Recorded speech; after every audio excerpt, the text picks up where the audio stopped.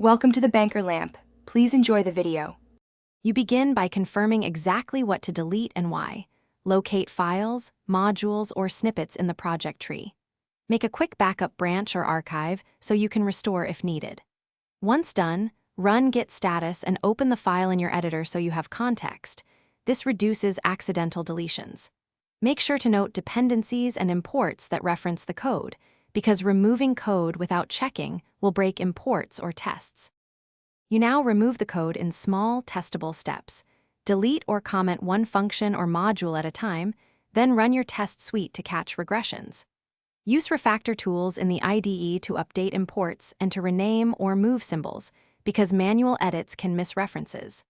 Once tests pass locally, run linters and static type checks to catch subtle issues.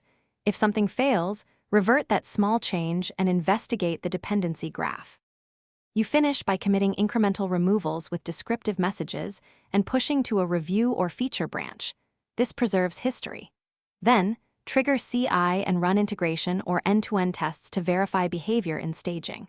Once reviewers approve and CI is green, merge and monitor logs for runtime errors. If problems appear, use git revert or git bisect to isolate the offending change. Otherwise, restore from the backup branch and rework the removal plan.